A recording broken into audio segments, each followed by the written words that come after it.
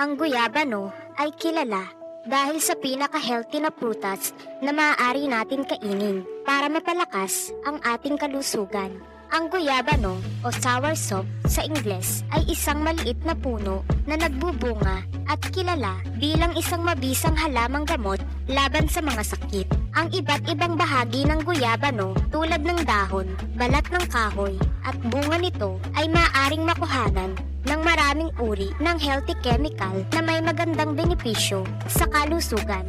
Ang dahon ng guyabano ay isa rin na napakahalagang parte ng prutas na ito at karamihan sa atin ay hindi alam na ito rin ay may mga benepisyo sa ating katawan. Marami ang hindi nakakaalam na pwedeng inumin ang katas ng guyabano leaves at gawin itong tea.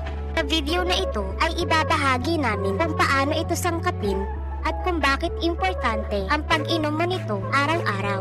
Bakit kailangang uminom ng nilagang dahon ng guyabano? Ano-ano ang mga sakit na maaaring magamot nito?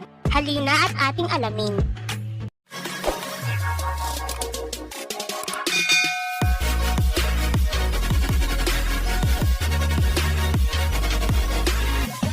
Number 1. Cancer. Kilala ang guyabano bilang isang cancer-fighting fruit na 10 times na mas malakas kaysa sa chemotherapy. Ito ay makakatulong labanan ang mga cancer cells at limitahan ang epekto ng side effect ng chemotherapy sa mga pasyente. Ang pag-inom ng guyabano o pagkain sa prutas nito ay siya ring nakakatulong upang maiwasan ang cancer sa katawan. Number 2, UTI. Madalas ka bang magka-UTI? Alam mo ba na ang guyabano ay isa sa pinaka-effective na panlunas sa UTI o urinary tract infection dahil ito ay may vitamin C na nakakapagpaalis ng harmful bacteria sa ating daanan ng ihi.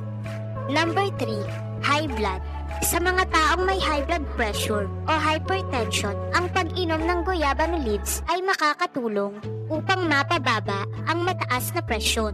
Number 4, diabetes. Para sa mga taong may diabetes o may lahi nito, mahalaga ang pag-inom ng guyabano tea upang ma-maintain ang blood sugar level sa ating katawan dahil ito ay makakatulong na mapababa ang blood sugar nang walang masamang epekto. Number 5, constipation. Madalas ba kayong constipated at hirap sa pagdumi? Alam nyo ba na ang guyabano tea ay makakatulong sa inyo upang makadumi ng regular dahil ito ay puno ng fiber substance na makakaiwas at makakatulong sa constipation. Paano inumin ang guyabano leaves? Kumuha ng dahon ng guyabano at ilagay ito sa isang kaldero na may pinakulong tubig. Hinaan at ilagay ang flame ng stove sa medium to low at takpan ito.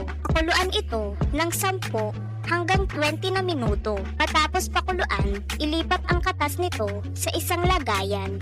Maaari mo itong inumin 3 beses sa isang araw upang mas madaling ma-absorb ito ng iyong katawan. Maaari kang magdagdag ng sugar o honey kung ayaw mo ang lasa nito. Daliin ang pag-inom nito dahil isa ito sa pinaka-healthy na inumin para sa ating kalusugan.